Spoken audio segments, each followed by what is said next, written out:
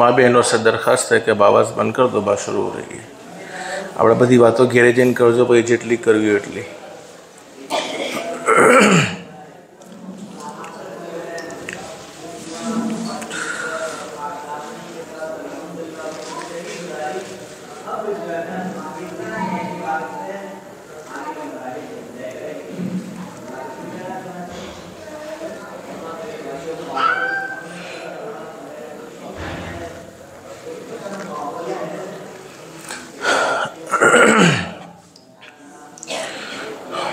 अल्हम्दुलिल्लाह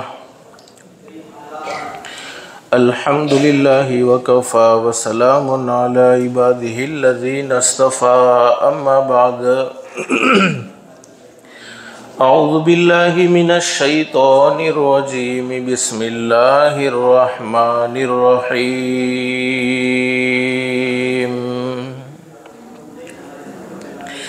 इन्नद्दीना इंदल्लाहिल इस्लाम।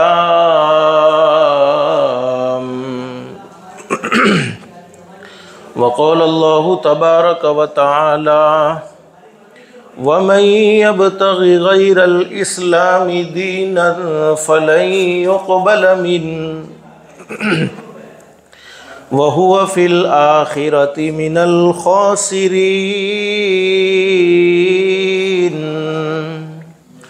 सदक़ल्लाहुल अज़ीम।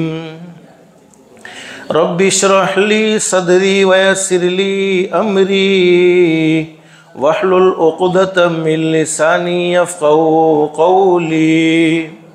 सुब्हानक ला इल्म लना इल्ला मा अल्लमतना इन्नक अंतल अलीमुल हकीम।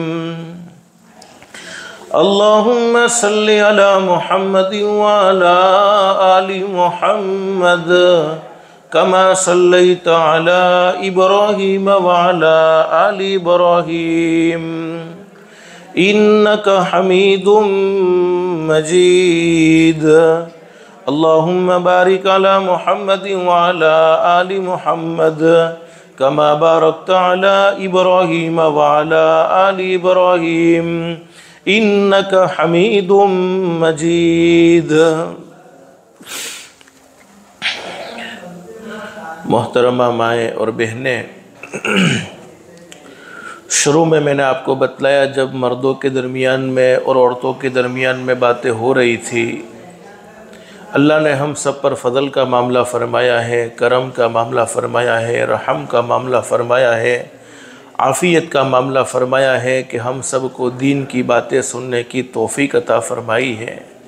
बस अल्लाह से दिल से दुआ कर लो, अल्लाह तूने अपने फ़ज़ल व करम से जैसे हमें तौफ़ीक अता फ़रमाई सुनने की, अल्लाह हम सब को अमल की भी तौफ़ीक नसीब फ़रमाए। अब आप लोगों के दरमियान में मुझे कोई लंबी चौड़ी बातें तो नहीं करनी है। सारी बातें मैं अल्हम्दुलिल्लाह 50 मिनट में मर्द औरतों के दरमियान में कर चुका हूँ। बस अल्लाह हम सब के लिए अमल करना आसान फरमाए।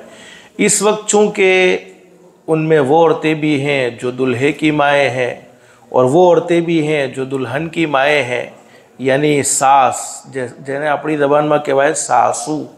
ये सासू माएँ जे अहींया जमा थयेली छे, बैठेली छे, अल्लाह से दिल से दुआ कर लो, अल्लाह सबके बैठने सुनने को कबूल फरमाए और आपस में ऐसी मोहब्बतें नसीब फरमाए, आपस में ऐसी उल्फतें नसीब फरमाए कि हमारी मोहब्बत की दुनिया मिसाल देने लगे। हकीकत में ये है कि शादी, निकाह ये दो ख़ानदानों को जोड़ना होता है, दो ख़ानदानों को मजबूत करना होता है। तो मैंने आपको उमूमी बात में बतलाया कि दो ख़ानदान मजबूत कब होते हैं, जब हम एक दूसरे की हुकूक को अदा करने का, एक दूसरे के हुकूक को पहचान कर उनको मुकम्मल अदा करने का एहतमाम करते हैं। इस वक्त चूँकि आप सास हैं तो आपके घर में बहू आएगी और कई माएँ ऐसी हैं जो अपनी बेटी को रुखसत करने वाली हैं और कई माएँ ऐसी हैं जो अपने बेटे के लिए दुल्हन लाने वाली हैं।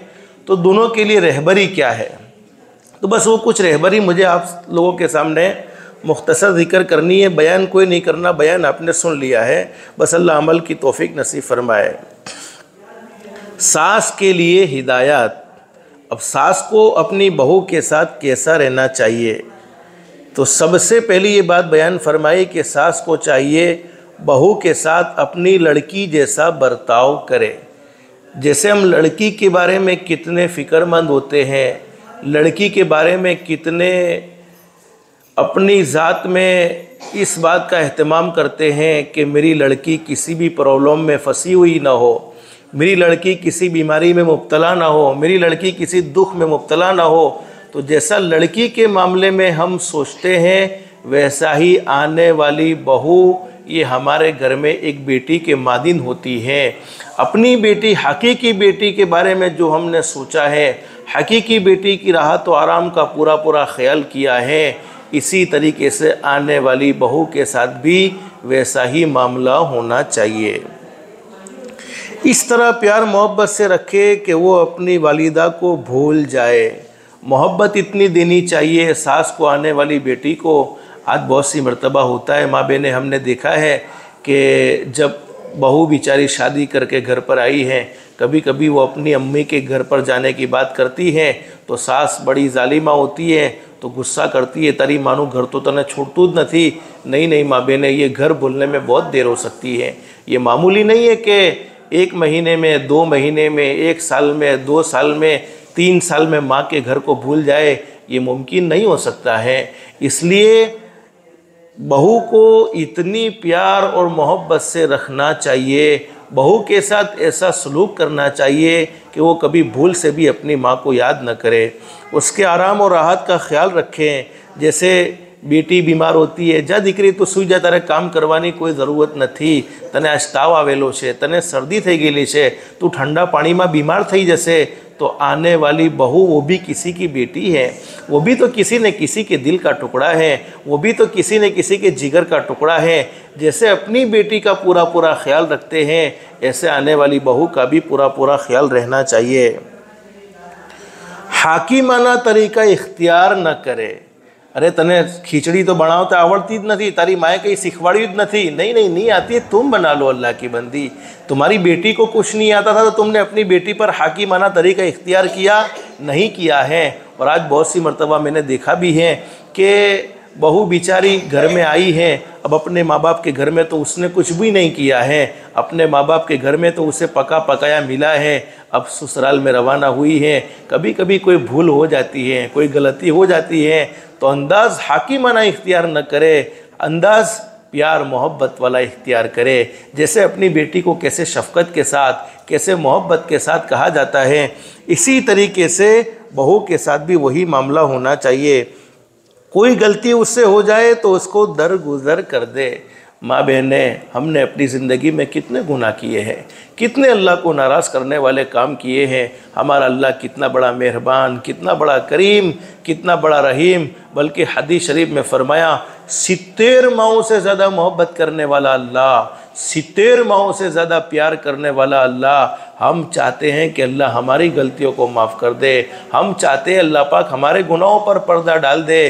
तो आने वाली बहू ये एक नादान बेटी है, ये एक मासूम बच्ची है। जब वो अपने घर पर आ चुकी हैं, उससे कोई भूल हो गई है, कोई गलती हो गई है, इंसान से गलती ज़रूर होती है, तो गलती का चर्चा न बनाए, बल्कि उसको बड़ा दिल रख के माफ़ कर दे। उसकी गलती दूसरी औरतों के सामने बयान न करे। बहुत सी औरतों को हमने देखा है, हमारी बहू तो 10-10 વાગ્યા સુધી પડી જ રહે છે, એને તો સવારના નાસ્તાનું કંઈ ધ્યાન નથી, રૂમમાંથી 11-11 વાગ્યા સુધી બહાર નીકળતી જ નથી। તો એ આવી છે કેમ? તમારા છોકરા માટે આવેલી છે, તમારે એની જિંદગીને ખુશ જોઈને खुश થવું જોઈએ, એની જિંદગીને સુખી જોઈને खुश થવું જોઈએ। इसके बजाय हमने देखा है बहुत सी औरतों को पड़ोसियों के सामने, अपने रिश्तेदारों के सामने अपने बहू की बुराई बयान करते हैं। जब तुम घर में बहू की बुराई बयान करोगे तो क्या तुम्हारे घर की इज्जत होगी? और याद रखो माँ बहनें, याद रखो, मैं ये बात सच कहता हूँ, लोग हमारे घर की अच्छाइयों को देखना नहीं चाहते हैं, बल्कि हमेशा हमारे घर की बुराइयों को देखना चाहते हैं। देखो ने बहू लावવાનો शौक હતો ને, खबर पड़ी गई ने, वहू माथा भारी આવી गई ने, હવે એમને સુધારવાળી એમની વહુ જ હશે। तो अल्लाह की बंदी, वो तो एक नादान बेटी है, वो एक नादान बच्ची है। अल्लाह ने तुम्हें अक्ल सलीम अता फ़रमाई है, अल्लाह ने तुम्हें समझ अता फ़रमाई है, तुमने पूरी ज़िंदगी गुजारी है। तो अब तुम अपने बेटे की बहू को, यानी अपने बेटे की बीवी को कैसा रखना? कि अल्लाह ने तुम्हें वो अक्ल नहीं दी है? तुम अपने लिए क्या चाहती थी वही चीज़ें अपनी आने वाली बहू के साथ भी होना चाहिए। तो कोई गलती उससे हो जाए दरगुदर करे, उसकी गलती को दूसरी औरतों के सामने बयान न करे, उसके घर वालों का जिक्र बुराई के साथ न करे, न घर में किसी को करने दे। तारी माँ तो एवी है, तारा बापे तो कोई लखण आपेला ज नहीं। ये माँ बहने ये ज़रूरी बातें, अगरचे आप रो आप हंसो, लेकिन ये ज़रूरी बातें हैं। नमाज़ पर तो हम बहुत सुनते हैं, रोज़े पर बहुत सुनते हैं, लेकिन चूँकि आपको जमा ही इसीलिए किया है, इसलिए ये बातें मैं आपको कह रहा हूँ, ये आपके काम की हैं। आप दिल के कानों से सुनोगे इंशाअल्लाह, अल्लाह अमल करना आसान फरमा देगा। और अल्लाह से दिल से दुआ कर लो, अल्लाह हम सबको अमल की भी तौफीक नसीब फरमाए। उसके माँ बाप का जिक्र बुराई के साथ न करो, भले તમારા માટે વેવાઈ છે પણ એના માટે તો એની માં છે, વહુના માટે તો એનો બાપ છે। મા બાપની બુરાઈ કોઈ છોકરી બરદાશ્ત નહીં કરી શકે, કોઈ છોકરીને સહન ના થાય तो उसके घर वालों का जिक्र बुराई के साथ न करे, न घर में किसी को करने दे। खाने पीने में अपनी औलाद जैसा बर्ताव करे। अब ये बात भी मैं अपने तजर्बे से कहता हूँ। छोकरी माटे तो नाश्ता में ताज़ी रोटी ने, वहू ने के तो रात की पड़ेली रोटी खाई ले। देखो माँ बहने, रात की पड़ेली रोटी खाना कोई बुरी बात नहीं, खानी चाहिए। रिस्क की नाकदरी नहीं करनी चाहिए, लेकिन मामला इंसाफ का होना चाहिए। जैसे तुम अपनी बेटी के लिए नाश्ते में ताज़ा रोटी को पसंद करती हो, तो बहू के लिए भी ताज़ा रोटी पसंद करो। बासी रोटी घर में तो बेटी को भी खिलाओ, बहू को भी खिलाओ, कोई मसला नहीं है। लेकिन बहुत से घरों में है, बहू बेचारी रात की पड़ी हुई बासी रोटी खाएगी, हालांकि खुद उस बेचारी ने बनाई है और अपने लिए ताज़ा रोटी को पसंद करे। तो वैसा भी नहीं होना चाहिए। खाने पीने में अपनी औलाद जैसा बर्ताव करे। अगर किसी वक्त तबीयत में कसल हो यानी सुस्ती हो, या कोई मर्द हो यानी बीमारी हो, तो खुद उसको काम करने से मना कर दे। જોયું કે આજ વહુની તબિયત સારી નથી, તાવ ચડેલો છે, શરદી થઈ ગયેલી છે, અને આપણને એવું દેખાય જ છે કે નહીં બીમાર છે, તો વહુને બિચારીને કહેવું ના પડે કે મમ્મી મારાથી આ કામ ન થઈ શકે, બલકે તમારે ખુદ કહી દેવું જોઈએ કે ના બેટા તું આજ આરામ કરી લે, તારાથી આ કામ नहीं થઈ શકે। इसलिए माँ बहने, ये शफ़क़त का मामला मैं अक्सर कहा करता हूँ, जैसा करोगे वैसा भरोगे। तुम दूसरों की बेटी के साथ शफ़क़त का मामला करोगे, तुम्हारी बेटियों को भी वो राहत मिलेगी। थोड़ा सा इंतशार कम कर दे, मुझे बात करने में परेशानी होती है, फिर मैं बात भूल जाऊंगा तो आपको पूरी तरह बात नहीं समझा सकूंगा। अभी भी आपकी थोड़ी बहुत आवाज़ आ रही है, बाद में आराम से बात करना, आपको बात करने की इजाज़त दी जाएगी। अगर कोई बीमारी हो तो उसका इलाज कराए, बीमार हो जाए तो उसको बीमार न रहने दे, बल्कि उसका इलाज कराए, उसके काम को सराहा करे, उसके काम की तारीफ़ करे, कभी उसको इनाम भी दे दे।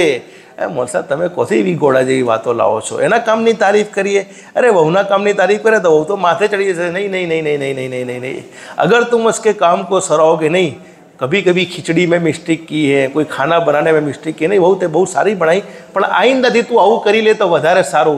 तो क्या औरत तारीफ़ की भूखी होती है, और ख़ास करके वो तो नादान बेटी है, उसके काम की तारीफ़ करेंगे और क्या फलाना ते काम कर्यो मैंने बहुत सारू लग्यो, ले मारा तरफथी तने आ इनाम। ये चीज़ें शरीयत में बयान की है, मैं अपनी मर्जी से नहीं कहता माँ बहने, ये चीज़ें शरीयत में बयान की हैं कि आने वाली बहू अगर इसने कोई काम किया है उसके काम की तारीफ़ करे, कभी कोई अच्छा काम किया, काम पर इनाम भी दे, ताकि उसकी हिम्मत और बढ़ जाए कि नहीं मेरे सास को, मेरी ससुरा को मेरे काम की कदर है, वो मेरे काम को सराहते हैं। तो इस वजह से उसके लिए आगे और अच्छे काम करना आसान हो जाएगा। उसके किसी काम में अगर कमी हो तो नरमी और मोहब्बत से उसको समझाए। जैसे मैंने आपको बतला दिया, कोई गलती की है तो नरमी का मामला इख्तियार करे। किसी वक्त अगर काम ज़्यादा हो तो ख़ुद भी उसकी मदद करे। એવું नहीं कि बेटीनी तो मदद घणी थती थी, હવે बेटी गई છે ને વહુ લાયા છે તો વહુના પર એટલું કોમ ઠોકી દીધું છે कि એની हैसियतથી भी બહાર થઈ ગયેલું છે। माँ बहने, अल्लाह की यहाँ पकड़ होने वाली है। किसी पर जुल्म करना, किसी पर ज़्यादती करना, अल्लाह पाक जुल्म ज़्यादती को माफ़ नहीं करते हैं, बल्कि जुल्म और ज़्यादती की पकड़ दुनिया में ज़रूर होती है।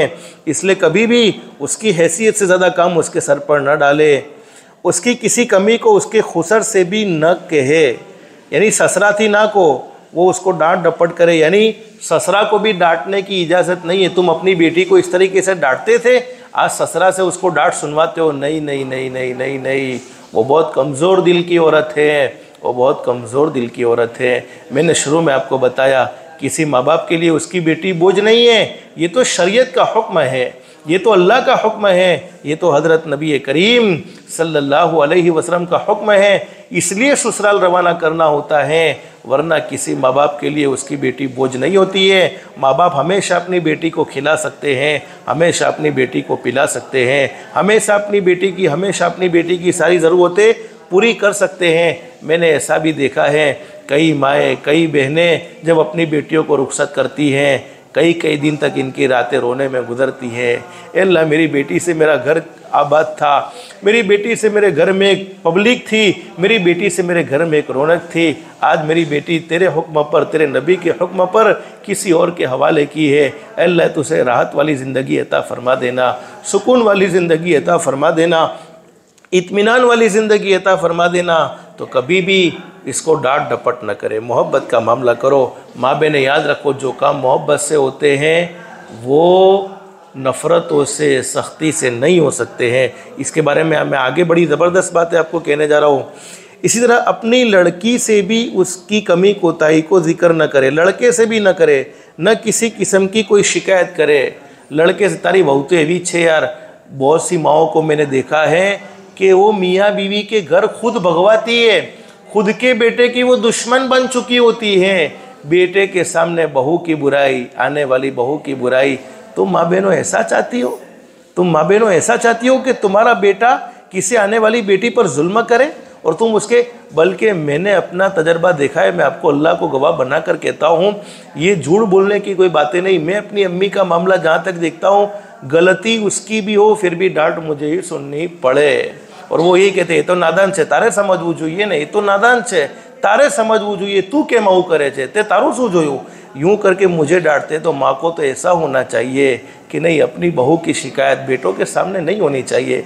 और मैंने हकीकत में मेरी वालिदा को मैंने देखा है, कभी भी इन्होंने अपनी किसी भी बहू की कमज़ोरी को बयान नहीं किया, बल्कि हमेशा अपने बेटों से ये कहा, नहीं आज तुम उसके साथ गलत न करो, गलत करोगे कल क़यामत में अल्लाह के सामने जवाब देना होगा। इसलिए कि ये माएँ तजर्बा कर चुकी होती हैं। माँ बहनों, तुम्हारा भी तो एक दौर बहू बनने का था, जब तुम्हारी सास तुम पर जुल्म करती थी, तुम्हारे ससुरा तुम पर जुल्म करते थे, तुम्हें बर्दाश्त होता था? नहीं होता था। जब तुम बर्दाश्त नहीं कर सके हो तो आने वाली बहू को क्यों दुखी करोगे, आने वाली बहू पर क्यों जुल्म करोगे? इसलिए फरमाया कि इसकी कोई भी शिकायत लड़के को भी ना करे, बल्कि इस तरह अपनी लड़कियों को भी समझा कर रखे कि उसके साथ बेजा सलूक न करे, बल्कि प्यार और मोहब्बत से रहे।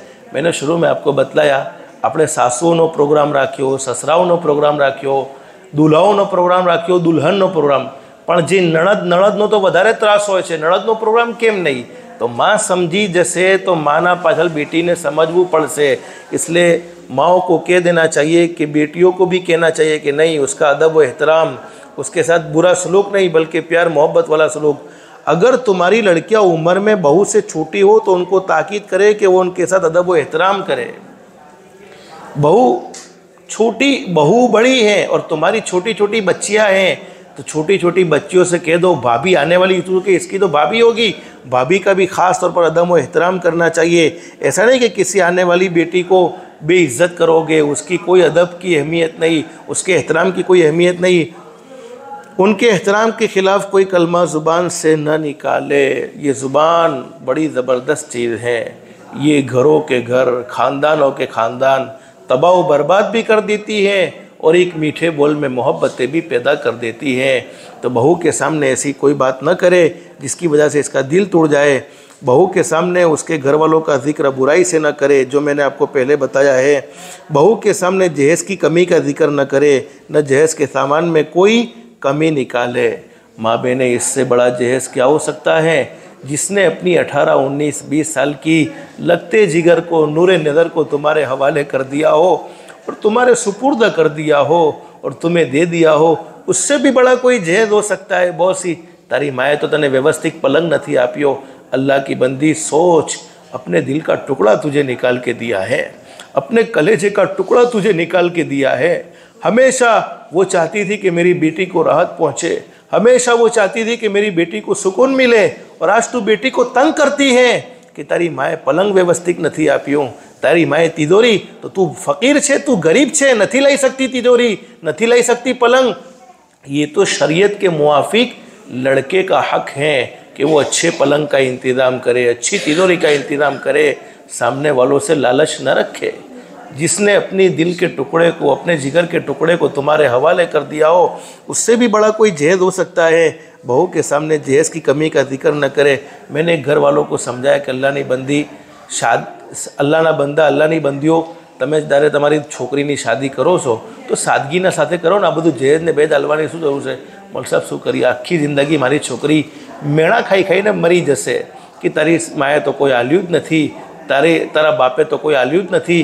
हालांकि ये देना होता है। बहुत से माँ बाप को मैंने देखा है, उनके पास वसत नहीं होती है, बेचारे गरीब होते हैं, 2 वक्त का खाना भी मजदूरी करके खाते हैं, अपनी पूरी ज़िंदगी मजदूरी में निकालते हैं। फिर एक बेटी की इन्हें शादी करनी हो, उनके लिए वो ऐसा सर का दर्द बन जाता है कि अल्लाह हिफाजत फरमाए, अल्लाह हिफाजत फरमाए, अल्लाह हिफाजत फरमाए।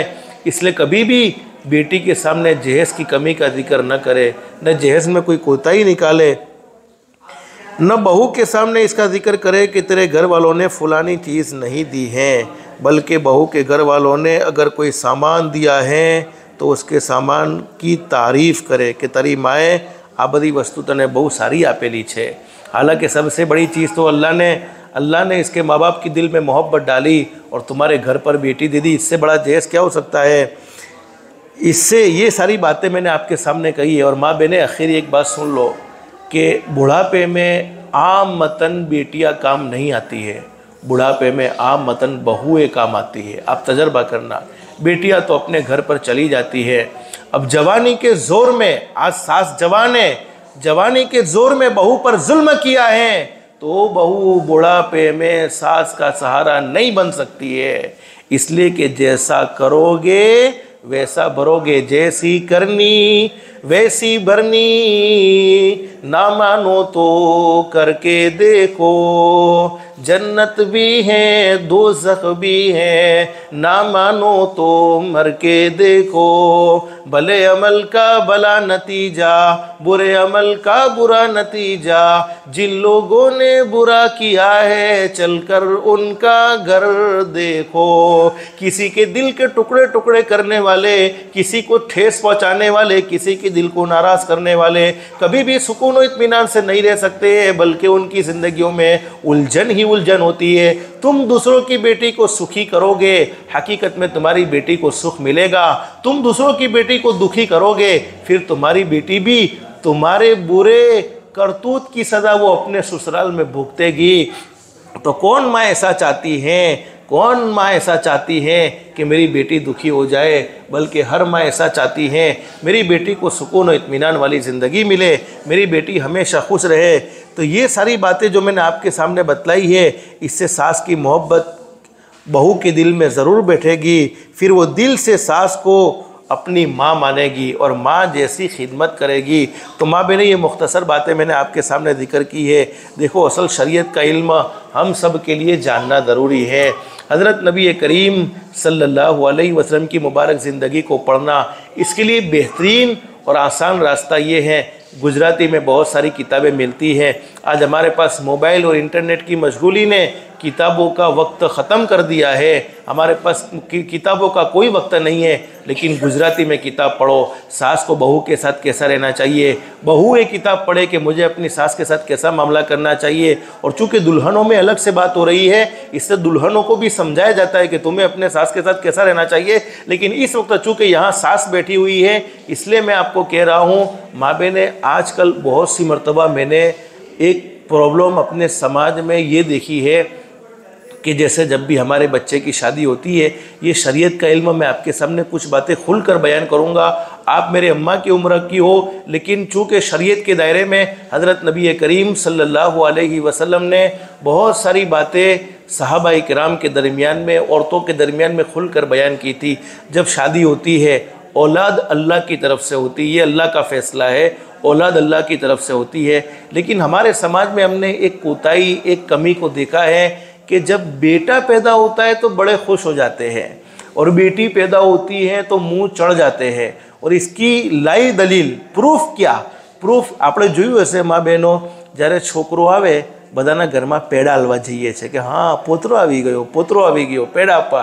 એ જ્યારે છોકરી આવી, પોતરી આવી या नवासी આવી तो क्या करते हैं, जलेबी देते हैं। तो जलेबी क्यों, बतलाना चाहते, छोकरा है खुशी ज़्यादा है, जलेबी दे रहे, थोड़ा मूड ऑफ हो चुका है। हालांकि कुरान करीम में अल्लाह रब्बुल आलमीन फरमाते हैं लड़का और लड़की न मर्द के हाथ में न औरत के हाथ में, यहबु लिमन यशाउ इनासा व यहबु लिमन यशाउ ज़ुकूर औ युज़व्विजुहुम ज़ुक्राना व इनासा व यजअलु मन यशाउ अक़ीमा। अल्लाह फरमाते जिसे मैं चाहता हूँ बेटियां ही बेटियां देता हूँ, जिसे मैं चाहता हूँ बेटे ही बेटे देता हूँ, जिसे मैं चाहता हूँ बेटियां भी देता हूँ बेटे भी देता हूँ, जिसे मैं चाहता हूँ कुछ भी नहीं देता हूँ। तो औलाद का निज़ाम अल्लाह की तरफ से है। किसी तावीज़ वाले बापों के पास औलाद का कोई पावर नहीं है, बल्कि अल्लाह जिसे चाहते हैं उसे बेटे देते हैं, बेटियां देते हैं, बेटे भी देते हैं, बेटा भी देते हैं। लेकिन मैं असल फ़र्क बतलाना चाहता हूँ, बेटा और बेटी में फ़र्क क्या है। हदीस शरीफ में लिखा है कि जिस घर में बेटी पैदा हो जाए, हदीस शरीफ में लिखा है जिस घर में बेटी पैदा हो जाए एक फरिश्ता उस घर में आता है और जन्ने वाली माँ को वो फरिश्ता अपने परों से ढांप लेता है और कहता है तू भी कमज़ोर, जिसको तूने जना है वो भी कमज़ोर। बेटी को जनने वाली माँ कहता है फरिश्ता तू भी कमज़ोर, जिसको तूने जना है वो भी कमज़ोर। जो तुम दोनों के साथ अच्छा सलूक करेगा, जो तुम दोनों के साथ एहसान का मामला करेगा, जो तुम दोनों के साथ भलाई का मामला करेगा, अल्लाह उसका साथी हो जाएगा। बेटी अल्लाह की रहमत होती हैं। हज़रत नबी करीम सल्लल्लाहु अलैहि वसल्लम के घर में भी बेटियां थी और हमारे नबी को अपनी बेटी हज़रत फ़ातिमा से बड़ी मोहब्बत थी। बल्कि हदीस शरीफ में यहाँ तक लिखा है फ़ातिमा दिल का टुकड़ा था, जिगर का टुकड़ा था। जब भी हज़रत नबी करीम सल्लल्लाहु अलैहि वसल्लम के घर पर हज़रत फ़ातिमा आती थी तो हज़रत फ़ातिमा रज़ी अल्लाह तआला अन्हा के लिए हमारे नबी अपनी जगह छोड़ देते थे। लेकिन माँ बहनें, मैं एक बात आपको बतलाऊँ, हदीस शरीफ में हज़रत नबी करीम सल्लल्लाहु अलैहि वसल्लम की पूरी ज़िंदगी महफूज है। देखो तुम्हारी बेटियां ससुराल जाएगी, और कई औरतें ऐसी है जो किसी की बेटी को बहू बनाकर लाने वाले हैं। बेटी से जाते वक्त ये कह दो, बेटी आ घर आज भी तारू छे, काल भी तारू हतु, आइंदा भी तारू રહેશે, પણ તું જ્યારે સાસરે જાય છે, જ્યારે બી અમારા ઘરમાં પાછી આવે, कदी लड़ाई झगड़ो करीने पाछी आवे तो तारा माटे आ घरना दरवाज़ा खुला नहीं, बल्कि तारा घर हाँ सामने वाले को जुल्म करने नहीं देना है। हमारी बेटी के अखलाक इतने दुरुस्त हो कि हमारी बेटी की वजह से किसी के घर में फसाद न हो, तो फिर बेटी, और बहुत सी औरतों को मैंने देखा है खुद की बेटी की गलती होने के बावजूद दूसरे पर चढ़ बैठते हैं, दूसरे पर सवार होने की कोशिश करते हैं। हकीकत तो अल्लाह जानता है। बस मैं दिल से दुआ करता हूँ ये होने वाले जो निकाह है अल्लाह इसमें बहुत ज़्यादा बरकतें नसीब फरमाए, बहुत ज़्यादा आफ़ियत का मामला फरमाए और दोनों ख़ानदानों में ज़बरदस्त मोहब्बतें पैदा फरमाए। हासिदीन के हसद से, फित्तीन के फितनों से, शरीर की शरारतों से अल्लाह पाक पूरी पूरी हिफाजत फरमाए। लेकिन मैं असल समझाना ये चाहता था बेटा और बेटी में फ़र्क क्या है। उलमा ने लिखा है कि जब बेटा दुनिया में आता है तो अल्लाह पाक कहते जा तू दुनिया में अपने बाप की मदद करना, लेकिन जब बेटी दुनिया में आती है तो अल्लाह पाक कहते जा तू दुनिया में मैं ख़ुद तेरे बाप की मदद करूँगा। तो जब भी शादी के बाद अल्लाह पाक औलाद का एक निज़ाम चलाए, उस औलाद को खुशी खुशी कबूल करना चाहिए। वैसा नहीं कि लड़की आई है तो बहू को ताने दिए जा रहे हैं, तारी माने तो तने छोकरी ज जाणते शीखवाड़ेली छे। अस्तगफिरुल्लाह अस्तगफिरुल्लाह अस्तगफिरुल्लाह। उस बहू के हाथ में नहीं है कि वो लड़की जने, ये तो अल्लाह का निज़ाम है, ये अल्लाह का निज़ाम है। और मैंने अपने समाज में एक ऐसी तलाक का वाक़या भी देखा है कि उस घर में सिर्फ 2 बेटी पैदा हो गई और पहली बेटी आई, दूसरी बेटी आई तो तलाक तक नौबत आ गई। उस कम बख़त को समझाया गया कि अल्लाह के बंदे ये बहू के हाथ में नहीं है, ये तो अल्लाह के हाथ में है बेटा और बेटी का पैदा होना। तो मैं ये सास से ये समझाना चाहता हूँ कि ये निज़ाम जो अल्लाह का है, अल्लाह के हाथ में है, उस निज़ाम में हम अपनी सोच को दाखिल बिल्कुल नहीं करेंगे। अल्लाह को मालूम है जिसके मुक़द्दर में बेटा है बेटा मिलेगा, जिसकी मुक़द्दर में बेटी है बेटी मिलेगी। और भी एक फसाद हमारे घरों में होता है जो मैंने देखा है, बहुत सी मर्तबा, चूँकि ये बातें मैंने कहा ना, मैं खुल के आपको बतलाना चाहता हूँ ताकि घरों में लड़ाई झगड़े ना हो। अब बहुत सी मर्तबा कई औरतें ऐसी होती है, जल्दी से नानी बनने की शौक़ रखती है, जल्दी से दादी बनने की शौक़ रखती है। हाँ, होना चाहिए। शादी की क्यों जाती है? शादी का एक मकसद तो ये है कि अल्लाह पाक एक नेक साले औलाद का निज़ाम चलाए। और हमारे नबी ने फरमाया कि मैं अपनी उम्मत की ज़ाती पर कसरत पर कल क़यामत में दूसरे नबियों के सामने फ़ख्र करूँगा कि सबसे ज़्यादा मेरी उम्मत नज़र आनी चाहिए। तो बहुत सी औरतों को दादी बनने का भी शौक़ होता है, नानी बनने का भी शौक़ होता है, लेकिन कभी कभी ऐसा होता है कि अल्लाह का करना ऐसा होता है, बच्चे जल्दी नहीं होते हैं, औलाद जल्दी नहीं होती है। 2, 3, 4 साल 5 साल गुजर जाते हैं। तो कई मर्तबा ऐसा होता है, कभी कभी फॉल्ट लड़के में होता है, लड़कियों में निकालने की कोशिश की जाती है, लड़की में होता है, लड़के में निकालने की कोशिश की जाती है।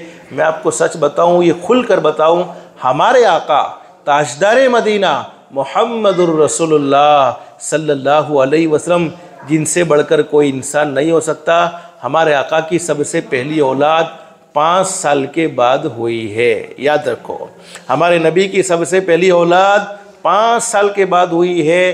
तो अगर औलाद देर से होती है तो कोई घबराने की ज़रूरत नहीं है, बस अल्लाह से मांगो। अल्लाह पाक नेक साले जोड़े जब अल्लाह पाक ने तूने उतारे हैं, तो अब नेक साले औलाद के भी फ़ैसले खुद अल्लाह ही करने वाला है।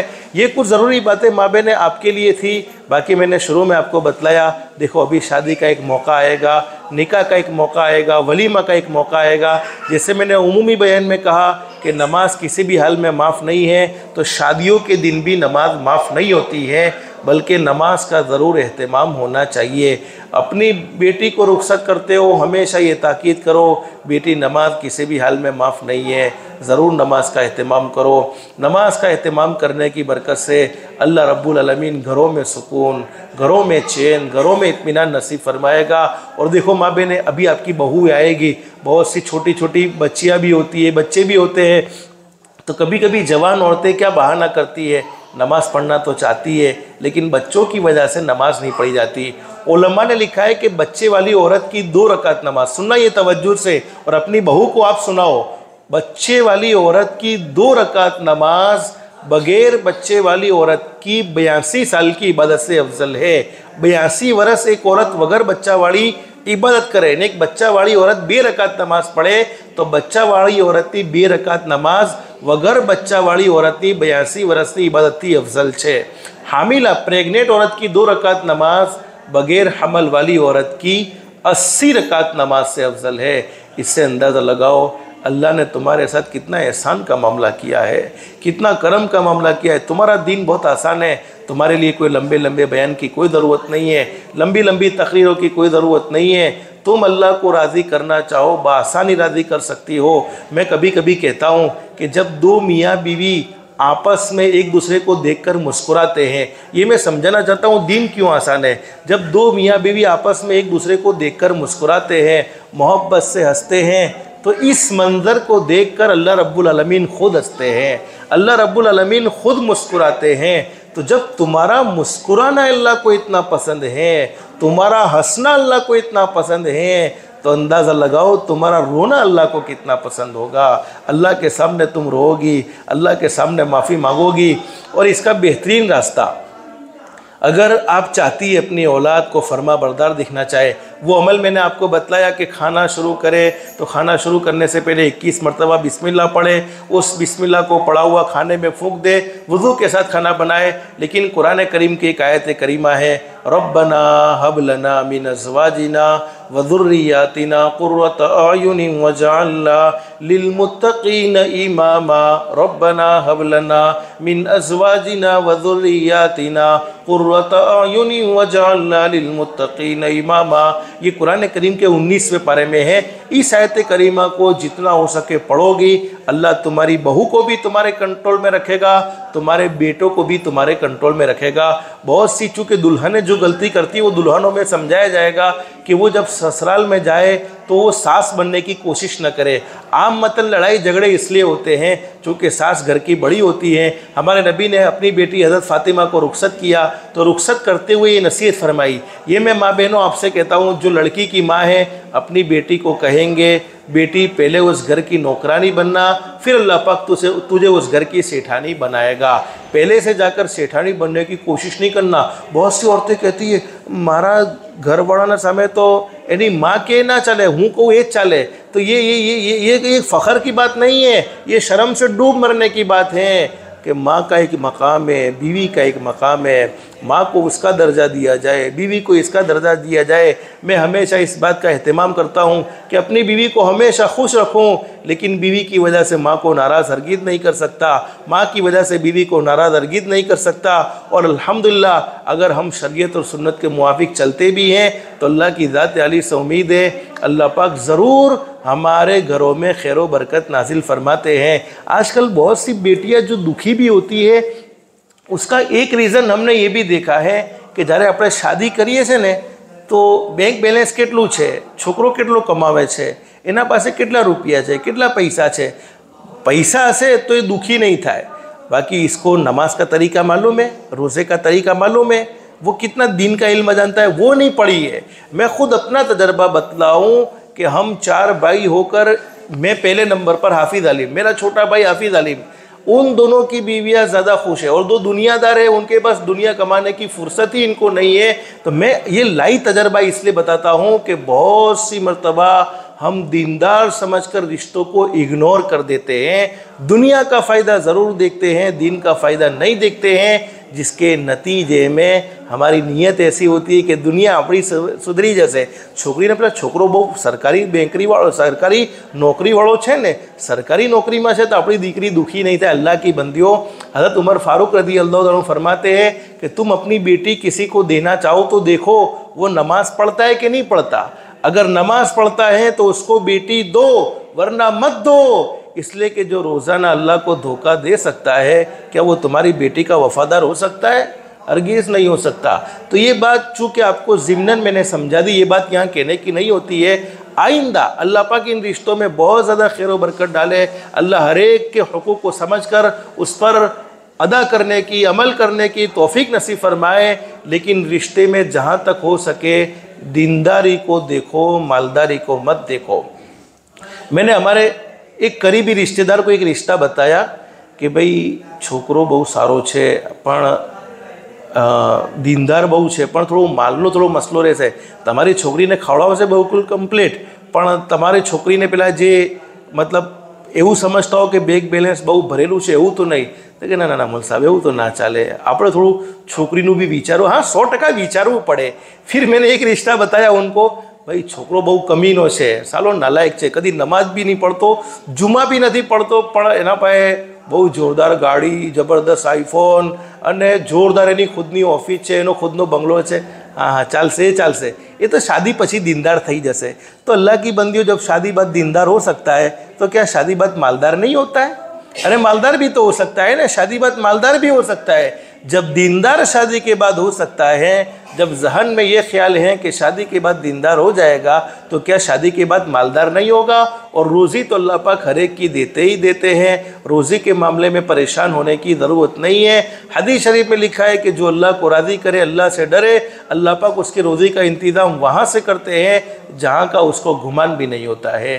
तो ये ज़रूरी बातें मैं आपको बतला रहा था। बस अल्लाह से दिल से दुआ कर लो, अल्लाह हम सबको अमल की तौफीक नसीब फरमाए। इसमें कोई बात मेरी तरफ से ज़्यादती वाली हो गई हो, जो आपके दिल के टुकड़े टुकड़े करने वाली हो, तो मैं आपसे भी माफ़ी चाहता हूँ, अल्लाह से भी माफ़ी चाहता हूँ। लेकिन मेरे दिल में ज़रूरी था कुछ सही सही बातें आप तक पहुँचा दूँ। बस अल्लाह से दिल से दुआ करो, अल्लाह हम सब के लिए अमल करना आसान फरमाए, हमारी दुनिया भी बेहतर से बेहतर बनाए, आखिरत भी बेहतर से बेहतर बनाए। अल्लाह हम सबको अल्लाह के अहकाम के मुताबिक, हज़रत नबी करीम सल्लल्लाहु अलैहि वसल्लम के तरीक़े के मुताबिक ज़िंदगी गुजारने की तौफीक को सादत नसीब फरमाए। अल्लाह पाक हम सबको कहने सुनने से ज़्यादा इखलास, इस्तिखलास और इस्तिकामत के साथ अमल की तौफीक नसीब फरमाए। आमीन या रब्बल आलमीन। व आखिरु दावाना अनिल हम्दुलिल्लाहि रब्बिल आलमीन।